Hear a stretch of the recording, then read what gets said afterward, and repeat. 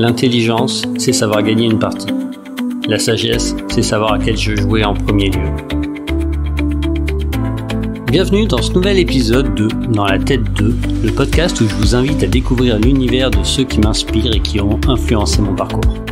Aujourd'hui, j'ai le plaisir de vous présenter une invitée qui, pour moi, résonne tout particulièrement, Liv Bowery. Pour ceux qui ne la connaissent pas encore, Liv Bowery est une véritable touche-à-tout. Elle s'est fait connaître comme joueuse de poker professionnelle au niveau international, remportant des tournois de grande envergure. Mais son parcours ne s'arrête pas là. Elle est aussi diplômée en astrophysique, mannequin, présentatrice télé et animatrice du podcast Win-Win. Dans ce podcast, elle explore avec ses invités des thèmes aussi variés que la performance, la prise de décision et la pensée stratégique, des sujets qui résonnent dans son propre parcours. Cet épisode est un plaisir particulier pour moi, car ayant moi-même pratiqué le poker en ligne durant de longues années, j'ai connu des expériences intéressantes, dont une place en table finale des World Series of Poker Europe. Je retrouve donc dans le parcours de Liv des stratégies et des valeurs qui me sont familières. Mais au-delà du jeu, c'est son approche de la gestion de l'incertitude, de la prise de risque et de la maîtrise de soi qui me fascine et que je souhaite partager avec vous.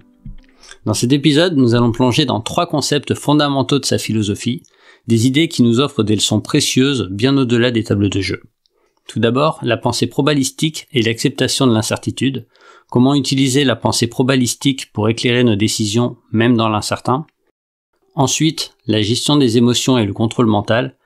Des clés pour rester lucide et calme dans des situations de haute pression, que ce soit dans le poker ou dans la vie. Et enfin, le rôle de l'auto-amélioration et de l'apprentissage continu. Une approche qu'elle adopte pour progresser constamment dans un monde en perpétuelle évolution. Cet épisode est une immersion dans l'esprit de Liv Bowery qui nous rappelle que poker et vie ont en commun la stratégie, la résilience et l'adaptation. Alors si vous êtes prêts à explorer les idées de cette joueuse d'élite, bienvenue dans la tête de Liv Bowery. Pour commencer, explorons un concept clé de la philosophie de Liv Bowery, la pensée probabilistique et l'acceptation de l'incertitude. Ce qui distingue Liv, c'est sa capacité à prendre des décisions dans des situations où l'incertitude est omniprésente, un talent qu'elle a développé grâce à son approche scientifique et à sa réflexion sur le monde. La pensée probabilistique consiste à évaluer les chances d'occurrence de différents résultats possibles et à ajuster nos choix en fonction de ces probabilités, que ce soit dans des situations de décision rapide ou de planification à long terme. Liv nous montre que cette approche s'applique bien au-delà du poker. Elle est valable dans la prise de décision, dans le monde des affaires, ou même dans des choix personnels où l'issue est difficile à prévoir. Liv explique qu'en abordant la vie avec cette perspective probabilistique, on peut évaluer les décisions non pas uniquement en fonction du résultat immédiat, mais en tenant compte des probabilités de succès à long terme. Cette manière de penser nous pousse à considérer chaque choix, non pas comme un tout ou rien, mais comme un ensemble de possibilités plus nuancées. Par exemple, face à une opportunité, elle ne se demande pas seulement si elle réussira ou échouera, mais aussi quelles sont les probabilités de succès, les risques associés et les options d'adaptation si les choses ne se passent pas comme prévu. Conseil concret pour appliquer la pensée probabilistique. La prochaine fois que vous êtes face à une décision importante, essayez de lister plusieurs scénarios possibles, même ceux qui paraissent peu probables. Évaluez les chances de réussite de chaque option et considérez aussi les conséquences d'un échec. Cette analyse vous permet de faire un choix en toute conscience, en acceptant pleinement qu'il y aura toujours une part d'incertitude. Un autre aspect de l'approche de Liv est l'acceptation de l'incertitude comme une réalité inévitable. Elle nous rappelle qu'il est impossible de tout contrôler et que cette incertitude fait partie de la vie. Plutôt que de lutter contre cette réalité, Liv nous invite à l'accepter. Elle voit cela non pas comme une faiblesse, mais comme une force. En reconnaissant que certains éléments échapperont toujours à notre contrôle, on gagne une liberté et une sérénité face aux imprévus. Un autre conseil pour appliquer cette acceptation de l'incertitude, au lieu de rechercher des certitudes absolues, cherchez plutôt à établir une marge de sécurité dans vos choix. Par exemple, si vous envisagez un projet ou un changement important, gardez en tête des alternatives, des solutions de repli ou encore des ressources additionnelles. Cette préparation aide à éviter l'angoisse de l'échec et permet d'agir avec confiance, même sans garantie absolue. Enfin, Liv nous montre qu'adopter cette pensée probabilistique est aussi une façon de développer une plus grande flexibilité mentale. Elle nous rappelle que chaque situation, même les plus difficiles, comporte des éléments que l'on peut apprendre à reconnaître et à ajuster. Pour elle, l'acceptation de l'incertitude, c'est pas un abandon, mais une forme de maîtrise de soi et d'ouverture. Elle nous invite à utiliser cette approche dans toutes les situations où les choix sont complexes et où les résultats sont incertains, que ce soit pour des décisions professionnelles, financières ou même personnelles. En intégrant la pensée probabilistique et l'acceptation de l'incertitude, nous pouvons non seulement prendre des décisions plus avisées, mais aussi avancer avec plus de confiance, en sachant que le risque fait naturellement partie de la vie.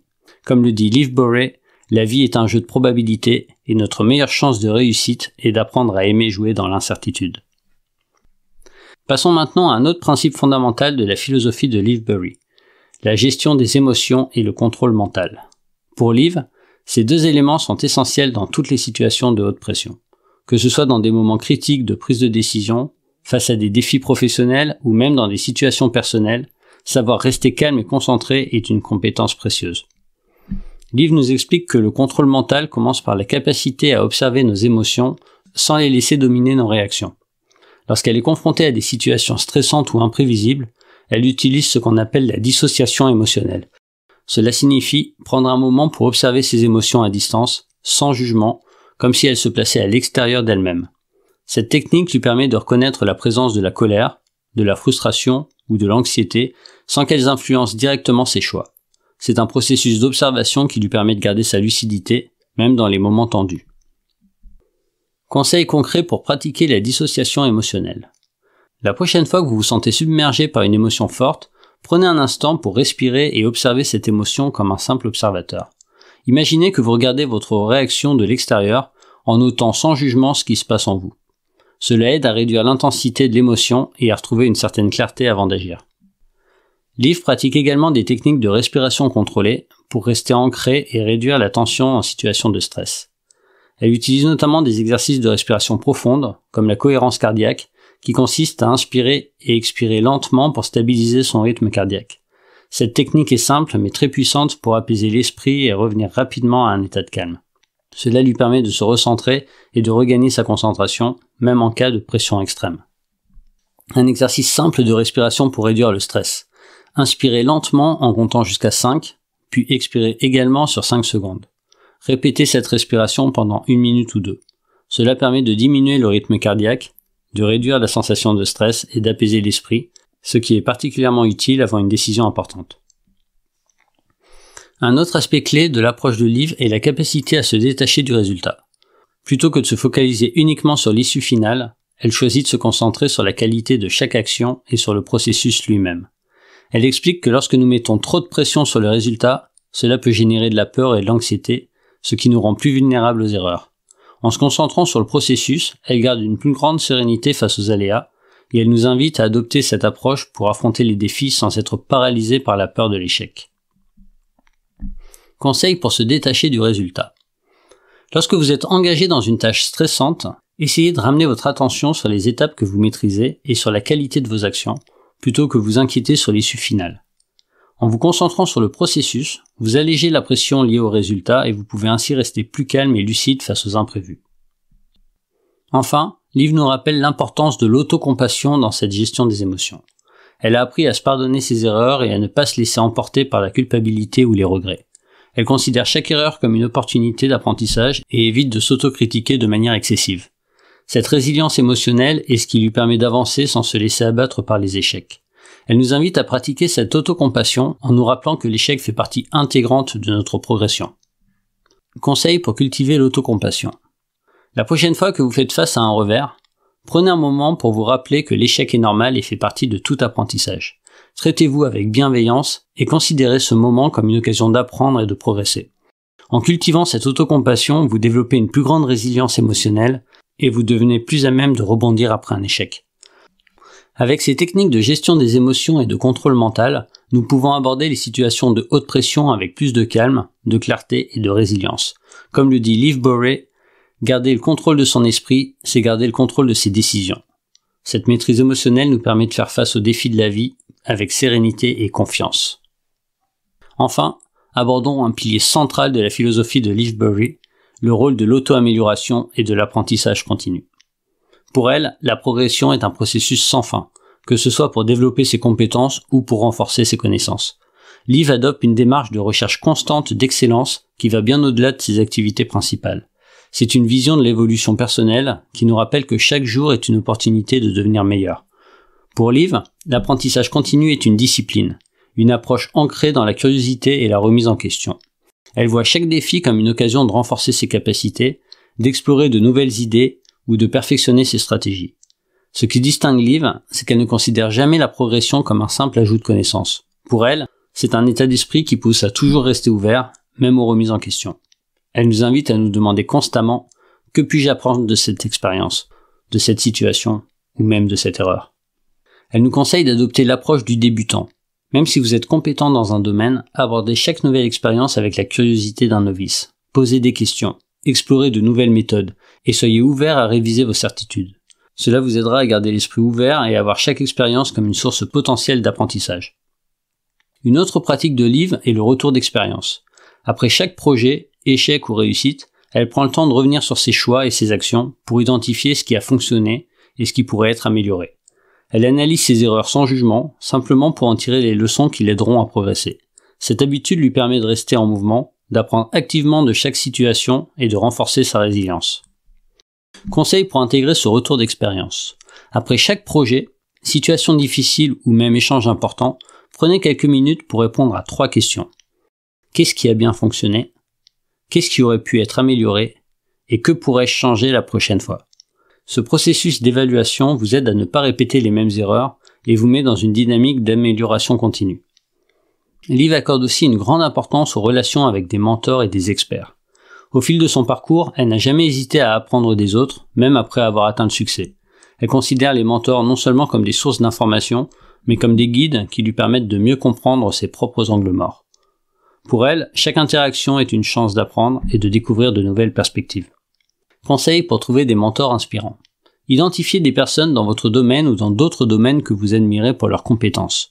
Même sans contact direct, il est possible de s'inspirer de leur parcours, de lire leurs écrits, d'écouter leurs conseils ou même de les contacter pour des retours constructifs. Les mentors peuvent être des sources incroyables d'apprentissage et ils vous aident souvent à progresser de manière plus ciblée et efficace. Enfin, Liv souligne l'importance de rester flexible et de s'adapter aux changements dans toute démarche de progression. Elle voit l'auto-amélioration comme un processus évolutif qui nécessite de s'ajuster en permanence aux nouvelles circonstances. Au lieu de s'en tenir à une méthode figée, elle s'efforce d'évoluer en même temps que les circonstances, cherchant constamment à réévaluer ses stratégies pour répondre aux défis changeants. Cette capacité d'adaptation est une clé pour rester pertinent et performant dans n'importe quel domaine. Soyez donc prêt à modifier vos méthodes en fonction des nouvelles informations et des évolutions de votre environnement. Recherchez les façons d'optimiser vos pratiques, même si cela implique d'abandonner des habitudes qui ont fonctionné par le passé. La flexibilité vous permet de progresser tout en restant ouvert aux innovations et aux changements qui peuvent enrichir votre parcours. En intégrant cette approche d'auto-amélioration et d'apprentissage continu, vous pouvez avancer avec confiance en vous construisant comme une version de plus en plus accomplie de vous-même. Comme le dit Liv Boehry, l'apprentissage n'est jamais terminé et chaque jour est une opportunité de grandir. Cette mentalité d'évolution constante nous pousse à accepter nos imperfections et à viser des sommets toujours plus hauts. Pour conclure cet épisode, nous avons exploré 3 aspects fondamentaux de la philosophie de Liv Boehry, des principes qui, appliqués au quotidien, peuvent nous aider à prendre des décisions plus éclairées, à renforcer notre maîtrise de soi et à rester dans une dynamique de progression continue. D'abord, la pensée probabilistique et l'acceptation de l'incertitude, une méthode pour prendre des décisions en évaluant les probabilités, même dans des situations complexes. Ensuite, la gestion des émotions et le contrôle mental, des techniques pour rester calme et concentré dans les moments de pression intense.